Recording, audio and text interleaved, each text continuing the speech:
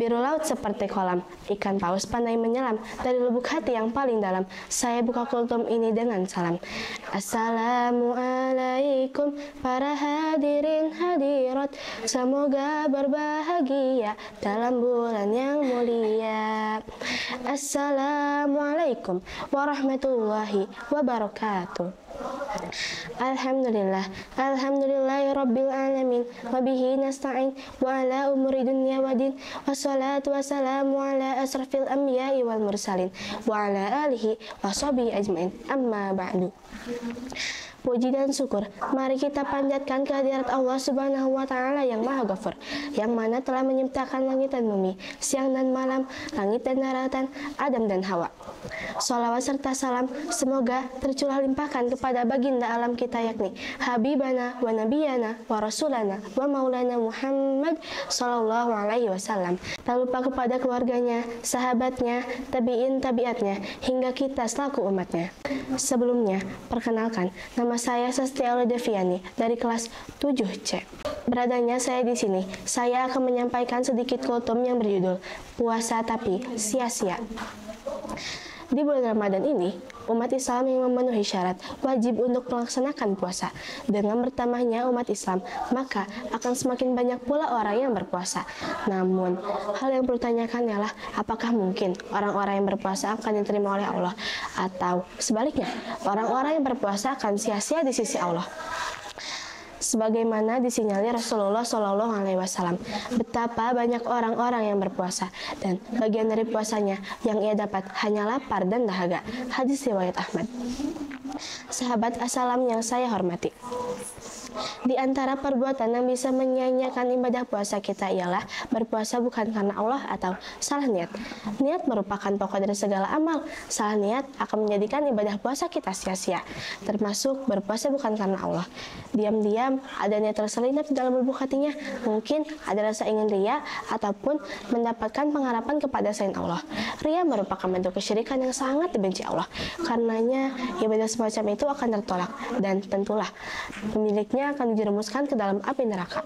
Allah berkalam dalam surat Al-Kahfi ayat 110 yang artinya, barang siapa yang mengharapkan perjumpaan dengan Tuhannya, maka beramal solehlah dan janganlah ia mempersekutukan seorang pun dalam beribadah kepada Tuhannya. Niat merupakan roh amal, inti, dan sendinya. Amal benar karena niat benar, sebaliknya amal rusak karena niat yang rusak. Hadirin rahimakumullah, salah satu perbuatan yang bisa menyia-nyiakan ibadah puasa kita ialah percaya dengan klinik.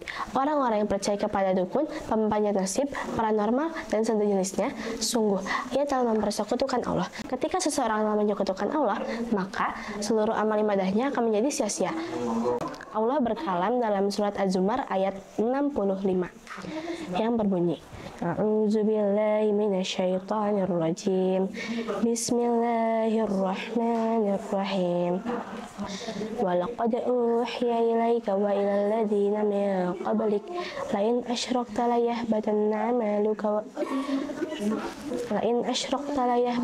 'amaluka wa la takunanna minal khasirin. Yang artinya, sesungguhnya telah aku wahyukan kepadamu dan kepada nabi-nabi yang sebelummu. Ketika kamu mempersekutukan Allah, niscaya semua amal ibadahmu akan menjadi sia-sia dan tentulah kamu akan masuk ke dalam golongan orang-orang yang merugi. Hadirin rahimakumullah, salah satu perbuatan yang bisa menyanyiakan ibadah puasa kita ialah menyakiti hati tetangga. Di samping itu, memutus tali silaturahim juga bisa menjadi penyebab amal ibadah kita sia-sia loh, termasuk amal ibadah puasa. Hal ini berdasarkan sabda Rasulullah, Allah tidak akan menerima amalan yang memutus tali silaturahim. Hadis riwayat Ahmad. Ketika seluruh amal ibadah telah tertolak, maka akan dipastikan ia tidak akan masuk surga. Hukuman bagi orang-orang yang telah memutus tali silaturahim tidak hanya akan dirasakan di akhirat, namun dunia pun ia akan merasakannya. Contohnya seperti ia akan meninggal dengan keadaan yang mengenaskan atau suul hatimah. Nauzubillah. Demikianlah beberapa hal yang bisa menjadi penyebab ibadah puasa kita sia-sia. Maka perlu diperhatikan bahwa puasa tidak hanya menahan diri dari hal-hal yang bisa membatalkan ibadah puasa secara lahiriah seperti makan dan minum dengan sengaja. Tapi kita juga harus bisa menahan diri dari hal-hal yang bisa membuat pahala ibadah puasa kita menjadi sia-sia di sisi Allah. Sekian kultum singkat dari saya. Mohon maaf bila saya banyak tutur kata yang salah ataupun grogi ataupun apa. Maklumlah saya ini pelajar dan mohon pengajar. Wabillahi taufiq wal hidayah. Wassalamualaikum warahmatullahi wabarakatuh.